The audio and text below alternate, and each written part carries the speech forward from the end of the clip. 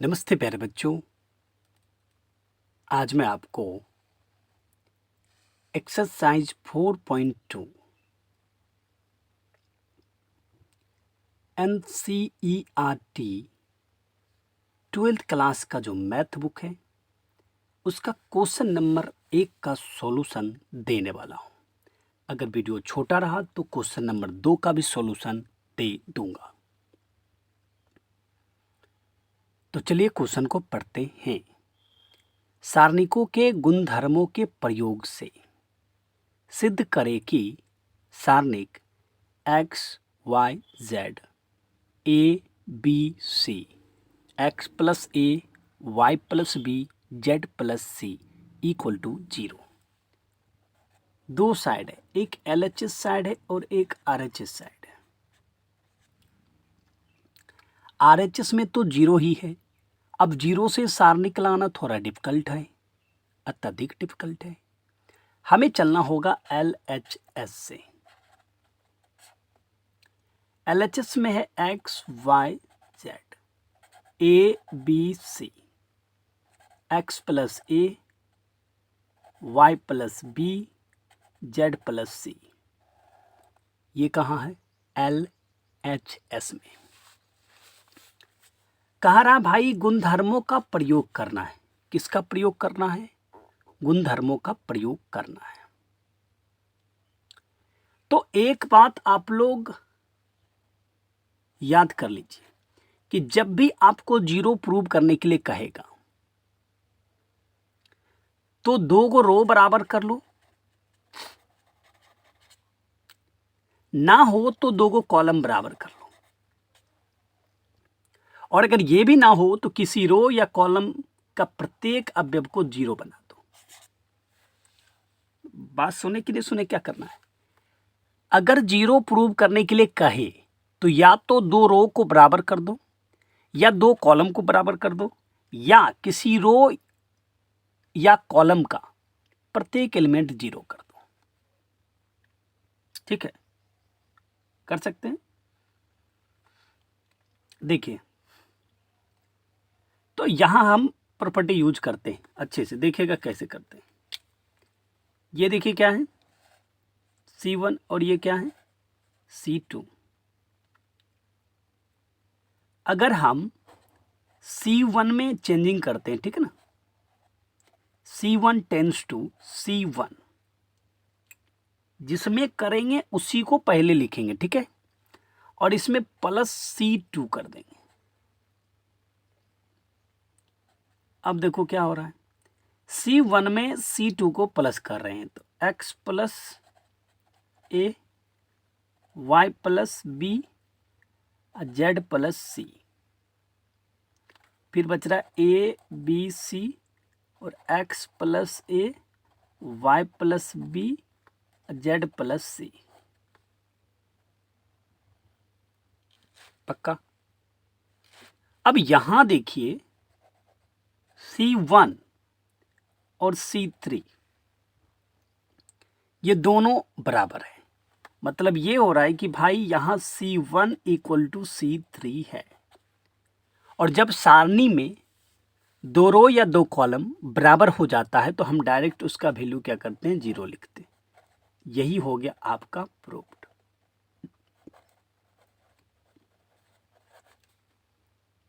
इस क्वेश्चन को हम और तरीके से बना सकते हैं, लेकिन सबसे आसान था कि C1 प्लस C2 कर दिए तो वो जो C1 फिर से बना नया C1 वो C3 के बराबर हो गया। तो आप लोग इस क्वेश्चन को समझ गए? वाकई में अगर समझ गए हैं तो बहुत बहुत धन्यवाद। एक लाइक ज़रूर आप कर दीजिएगा अपने तरफ से कम इतना तो बनता है, एक लाइक तो बनता है। ठीक है, अब इसका नेक्स्ट क्वेश्चन देखते हैं इसी वीडियो में। यह है आपका प्रश्न संख्या 2। इसमें भी आपको एक चीज दिख रहा होगा कि ये जो LHS साइड है उधर सारणी है और RHS साइड इधर 0 है। तो यहां तो LHS से ही चलने में अच्छा है, तो LHS से ही चलते हैं क्योंकि RHS से कुछ नहीं मिलने वाला है। A minus B, B minus C, C minus A, B minus C, C minus A, A minus B, C minus A, A minus B, B minus C। देखो, आपको प्रूव करना है जीरो। जब आपको जीरो प्रूव करना हो तो कुछ बातें आप अच्छे से जानते, या तो दो गो रो बराबर कर दीजिए या तो दो गो कॉलम बराबर कर दीजिए, या तो प्रत्येक रो या कॉलम की बात नहीं अभी करेंगे, ये कोई दो गो करना है, ठीक है। अब जरूरत नहीं कि सब होना चाहिए, तीनों दो गो, ठीक है, तो जीरो हो जाएगा। या आप क्या कीजिए कि किसी रो या कॉलम का प्रत्येक एलिमेंट को जीरो बना दीजिए। तो देखिए यहां क्या करेंगे, ध्यान से देखिएगा। इसको आप क्या बोलते हैं, C1, इसको क्या बोलते हो C2, इसको क्या बोलते हो C3। हम देखिए क्या करेंगे अभी, C1 टेंस टू C1 जिसमें करेंगे उसको पहले रखेंगे, ठीक है। अब plus C2 plus C3, yes. अब देखिए, तो ये है C1, ये C2, ये C3। क्या लिखेंगे, A minus b plus C2, ठीक है, प्लस C3 है। पहले ये सबको लिख लेते हैं, B minus C plus C minus A plus C2, तो B माइनस सी, यहाँ C minus A minus B plus C3, सब में प्लस लगाओ और C3 वाले को प्लस कर दो, C minus A minus B minus c, और ये आप क्या करो, रख दो B minus C minus A minus B, C minus A minus B minus c. पक्का समझ रहे हैं ना। अब देखो, minus b plus b cancel, minus C plus c cancel, minus a plus a cancel, ये बी और ये b cancel, c cancel, a cancel, c cancel, ये ए कैंसिल और ये कैंसिल। तो फाइनली क्या आ रहा है, फाइनली आ रहा है 0 0 0, b minus c minus a minus b, ठीक है, C minus A minus B minus c. अब देखो ये जो देख रहे हो ना पूरा जीरो हो गया, इसका नाम है C1। आराम से टोटल आंसर क्या हो जाएगा, जीरो, क्योंकि आप जानते हैं कि सारणी में किसी रो या किसी कॉलम का प्रत्येक एलिमेंट अगर जीरो हो तो उस सारणी का मान क्या होता है, जीरो। तो यहाँ तो दिख रहा है C1 इक्वल टू क्या है, जीरो, इसलिए पूरे सारणी का मान क्या हो गया, जीरो। और हम ये लिख लेंगे RHS प्रूव्ड। पक्का समझ गए।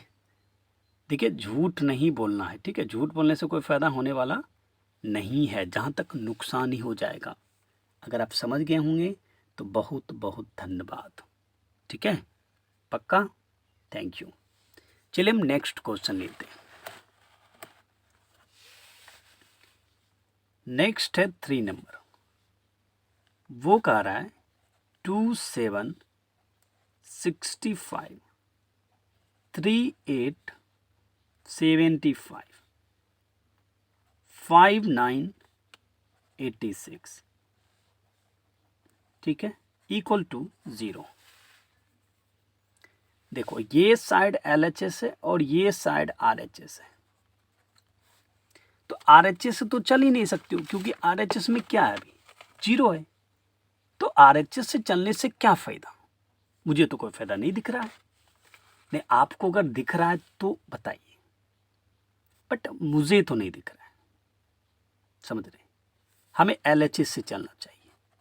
LHS में क्या है, 2 3 5 7 8 9 65 75 86,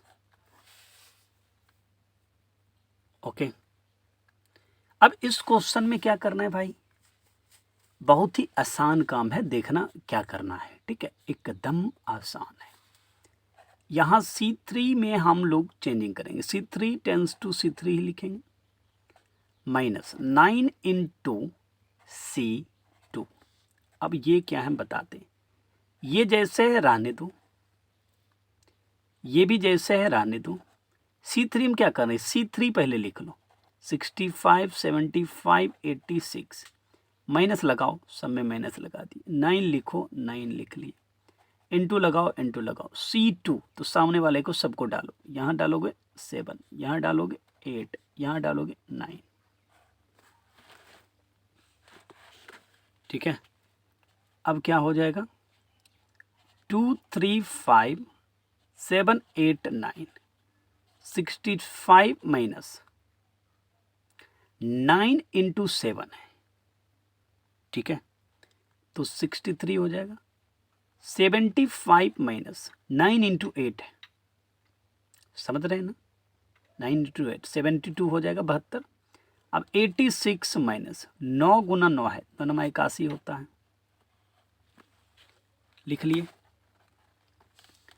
तो अब क्या मिल रहा है भाई, 2 3 5 7 8 9, ये क्या हो जाएगा 2, ठीक है।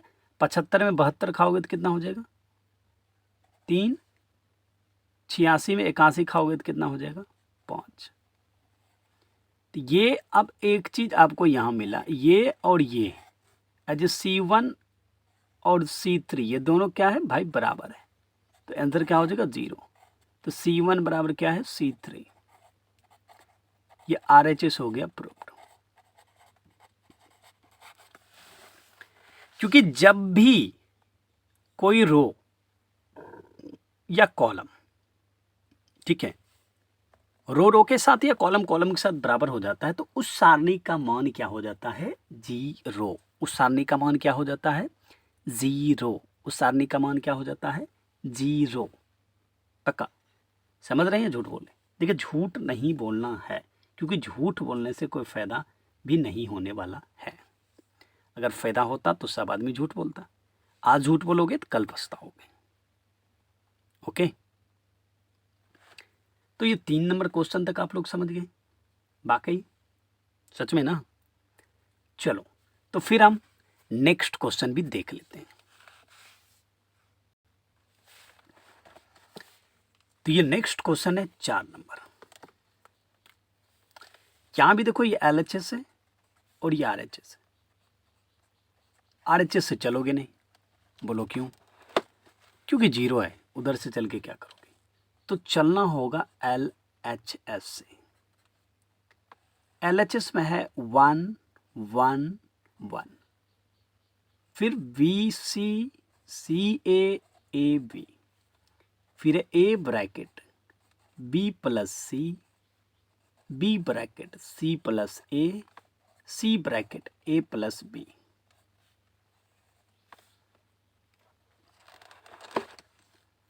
करना क्या है, बहुत ही आसान है।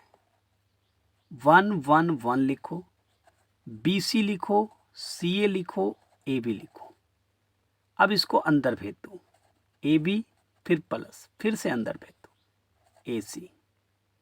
उसी तरह इसको भेजो BC प्लस AB, फिर इसको भेजो AC, फिर अंदर भेज दो BC, ठीक है।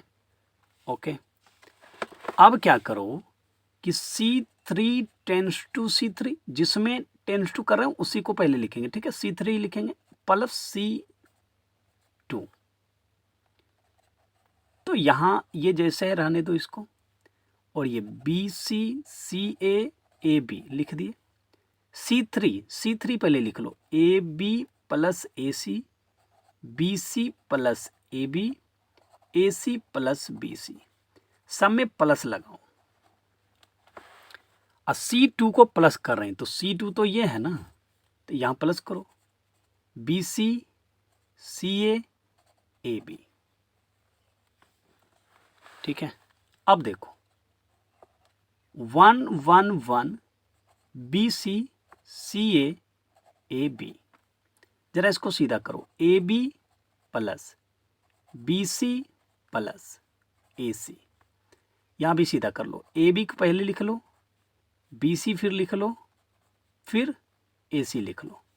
फिर देखो ए बी लिख लो पहले, प्लस बी सी लिख लो, प्लस ए सी लिख लो। अब देखो इसमें जो एलिमेंट है ना वो सारे के सारे समान है, तो यहां लिख सकते हैं C3 से A B plus B C plus A सी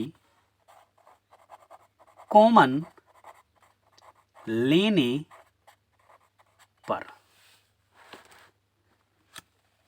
तो बाहर आ जाएगा A B plus B C plus A C, bracket लगा लो। अब क्या बचेगा 1 1 1 B C C A B, और ये हो जाएगा 1 1 1। ठीक है, अब देखो क्या करेंगे, A B plus B C plus A C into 0। कहो कैसे, तो ये देख रहे हो ये C1 और ये C3 क्या है बराबर, C1 इक्वल टू C3 है।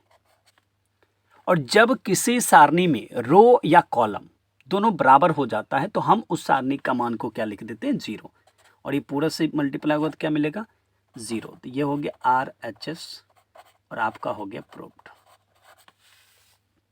क्या समझे, पक्का समझ गए। तो आप लोग 4 नंबर तक क्वेश्चन को इस वीडियो में देखिए, फिर नेक्स्ट पार्ट देंगे उसको आप लोग देख लीजिएगा, उसमें फिर अगला जो क्वेश्चन होगा उसका सॉल्यूशन देने वाले हैं। ठीक है, और वीडियो को ज़्यादा से ज़्यादा दूर तक शेयर कीजिए और मेरे चैनल को सब्सक्राइब ज़रूर कर लीजिएगा। Okay, thank you. और हाँ, अभी 4 नंबर तक का ही सॉल्यूशन दिए हैं, नेक्स्ट वीडियो में फिर हम 5 6 7 8 9 10 तक देंगे, 11 तक दे देंगे। ठीक है, और फिर उसके नेक्स्ट में और दे देंगे, मतलब 3 पार्ट या 4 पार्ट कम से कम लाएंगे, छोटा छोटा पार्ट लाएंगे, जिससे आप लोग को भी बोरिंग महसूस नहीं होगा वीडियो को देखने में। ठीक है, thank you, bye bye, take care.